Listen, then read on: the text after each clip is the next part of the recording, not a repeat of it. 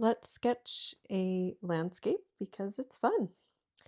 Just grab a pencil and some watercolor paper.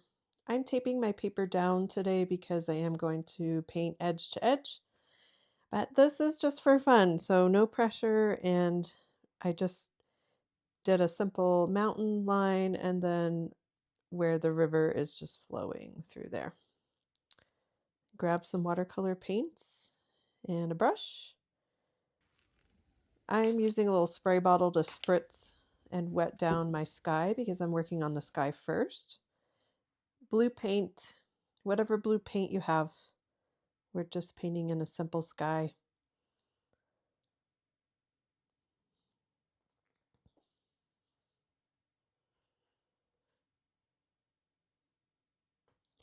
Remember that when you paint with watercolor, it tends to dry lighter than when you put it down.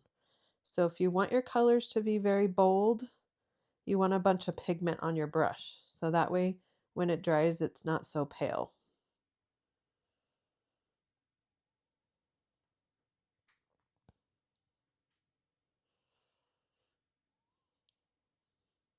Now this is a wet into wet technique where the paper was, I put water down first and then I added some water to my brush and grabbed the paint onto my brush. So that is a wet into wet technique.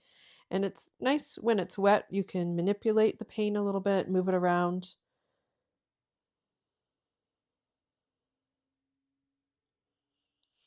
I wanted to show a sweeping motion in the sky, so I'm sweeping my brush from side to side. And that's a fun technique. So maybe we have some wispy clouds in our sky.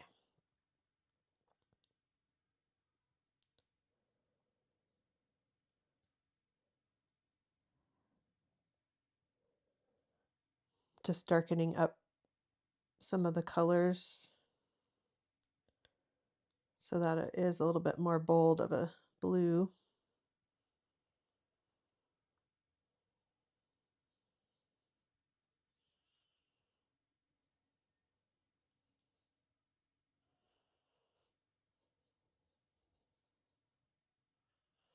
Okay, now let's spray the bottom half, and I'm going to work on the grassy area. Oh no, actually, sorry. I'm gonna work on the stream. And I like to show a little reflection, so try to use whatever you have going on in the sky to reflect in the water below.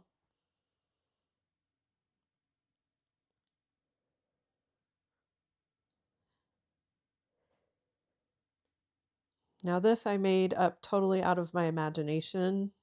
I do try to sketch out something where your eye is going to naturally follow lines in nature. And so I tried to make the river flow from the back all the way through to the front and lead your eye back to that mountain.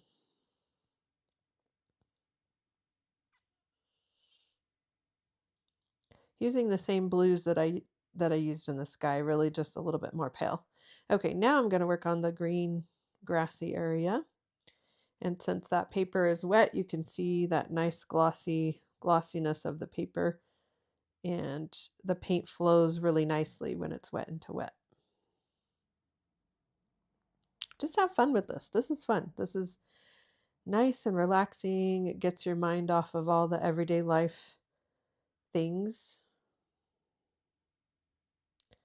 And while it's still wet, I'm going to go ahead and show some depth, and did grab a little bit of brown and just working that into the background a little bit there.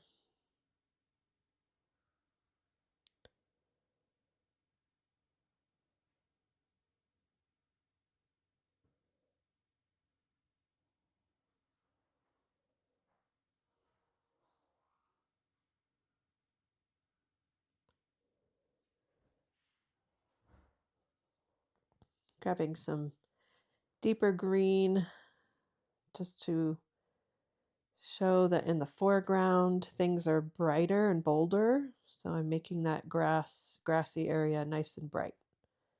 And then as your eye moves out into the distance, everything gets kind of dull and faded.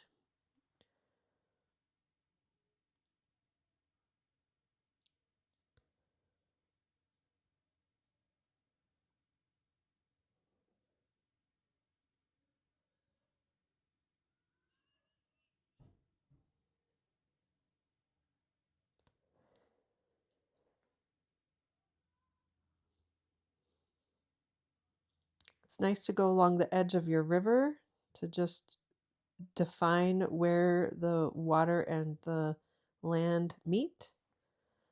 So it is nice to just darken up some of that right along there.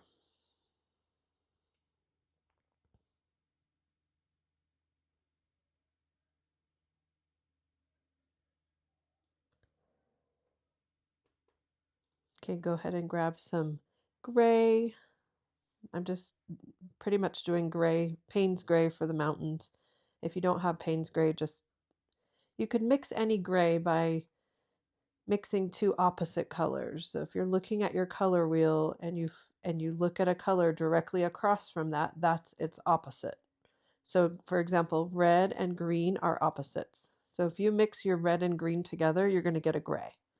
And that's how you get gray if you don't have gray paint. It's so fun. It's so fun mixing colors and learning about color theory.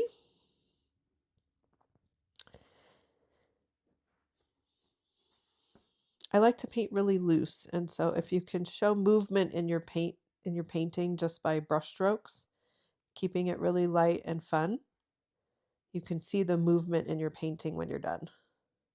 And nice to add a little mountain reflection in your water. So I just took that same gray and added it right into the water.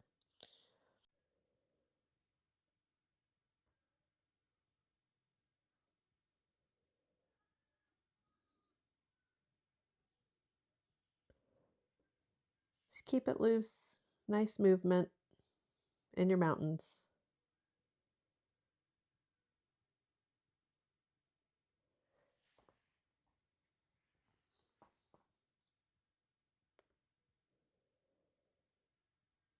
I am going to add some fine detail in the very front foreground, flicking up some little grasses that grow along the bank.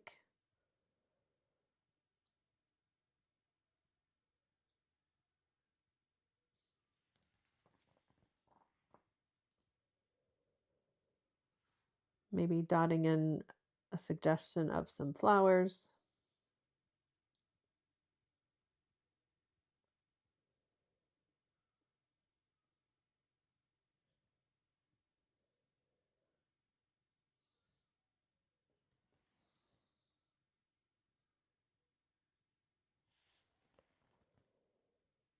It is nice to deepen some of that blue color in the water, just to make it a little more deep blue.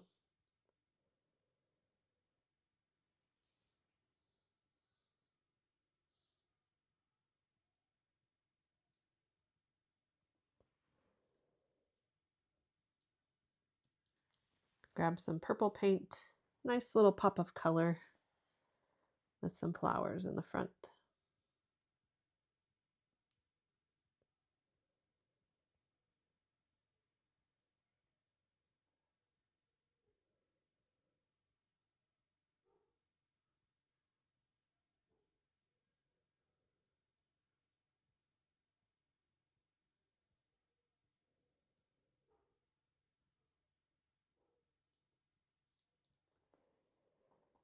I do decide to grab a number 2 brush or just your smallest brush that you have and drag up some trees in the back.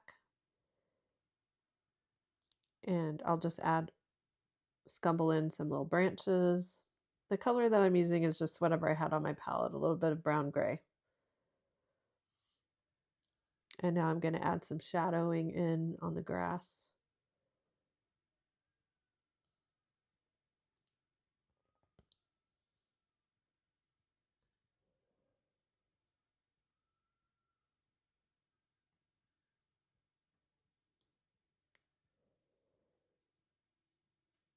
And that's it. Just have fun with this and consider subscribing and following along. I love to hear what you're up to and leave me a comment. Thank you.